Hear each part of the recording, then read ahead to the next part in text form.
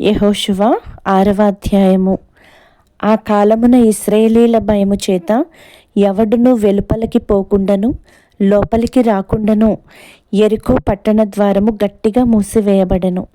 అప్పుడు యెహోవా యెహోషువతో ఇట్లనెను, చూడుము, నేను యెరికోను దాని రాజును పరాక్రమము గల శూరులను నీ చేతికి అప్పగించుచున్నాను.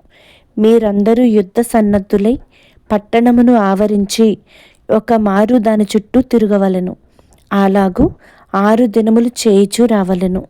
7 యాజకులు పొట్టేలు కొమ్ము బూరలను పట్టుకొని ముందుగా నడవవలెను.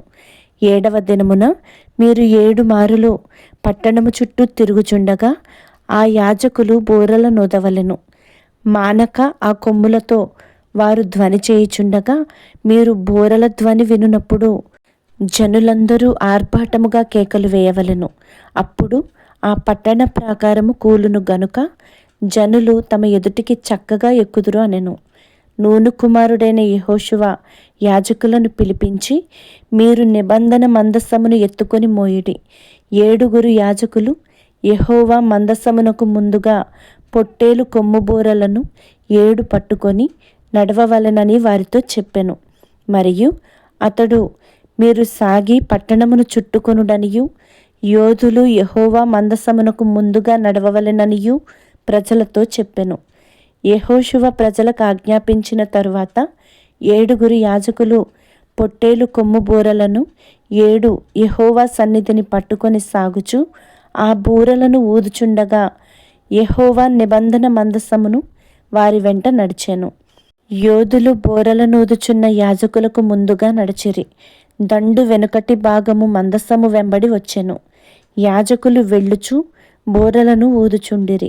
మరియు యెహోషువ, మీరు కేకలు వేయుడని నేను మీతో చెప్పు దినము వరకు మీరు కేకలు వేయవద్దు, మీ కంఠధ్వని వినబడనీయవద్దు, మీ నోట నుండి ఏ ధ్వనియు రావలదు. నేను చెప్పునప్పుడే మీరు కేకలు వేయవలెనని జనులకు ఆజ్ఞ ఇచ్చెను. అట్లు యెహోవా మందసము ఆ పట్టణమును చుట్టుకొని ఒక మారు దాని చుట్టూ తిరిగిన తరువాత వారు పాళెములో చొచ్చి రాత్రి పాళెములో గడిపిరి. ఉదయమున యెహోషువ లేవగా యాజకులు యెహోవా మందసమును ఎత్తుకొని మోసిరి.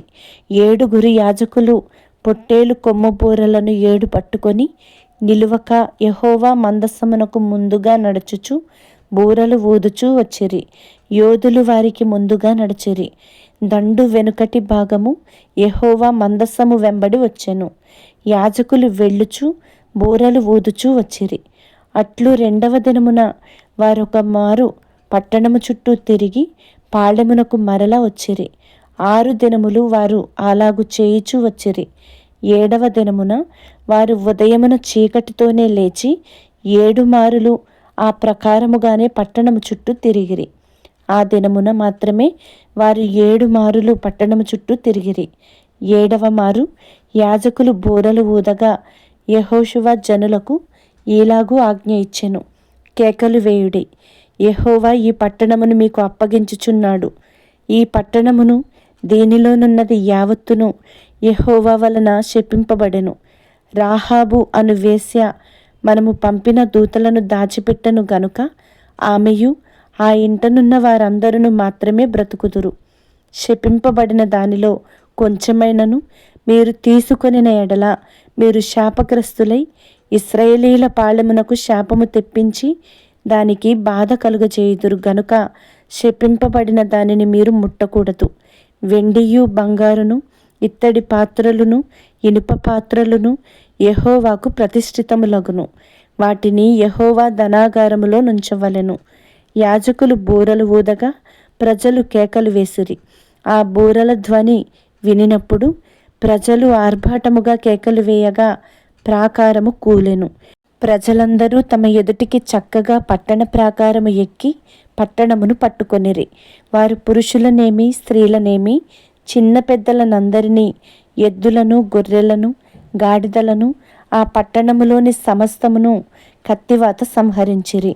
అయితే యెహోషువ ఆ వేశ్య ఇంటికి వెళ్ళి, మీరు ఆమెతో ప్రమాణము చేసినట్లు ఆమెకు కలిగిన వారందరినీ అక్కడ నుండి తోడుకొని రండని దేశమును వేగుచూచిన ఇద్దరు మనుషులతో చెప్పగా, వేగుల వారైన ఆ మనుషులు పోయి రాహాబును, ఆమె తండ్రిని, ఆమె తల్లిని, ఆమె సహోదరులను, ఆమెకు కలిగిన వారినందరినీ వెలుపలికి తోడుకొని వచ్చిరి.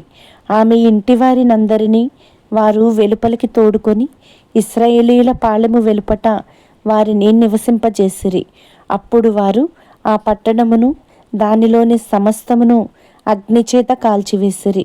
వెండిని, బంగారును, ఇత్తడి పాత్రలను, ఇనుప పాత్రలను మాత్రమే యెహోవా మందిర ధనాగారములో నుంచిరి. రాహాబను వేశ్య యెరికోను వేగుచూచుటకు యెహోషువ పంపిన దూతలను దాచిపెట్టియుండెను గనుక అతడు ఆమెను, ఆమె తండ్రి ఇంటి వారిని, ఆమెకు కలిగిన వారినందరినీ బ్రతుకనిచ్చెను. ఆమె నేటి వరకు ఇశ్రాయేలీయుల మధ్య నివసించుచున్నది.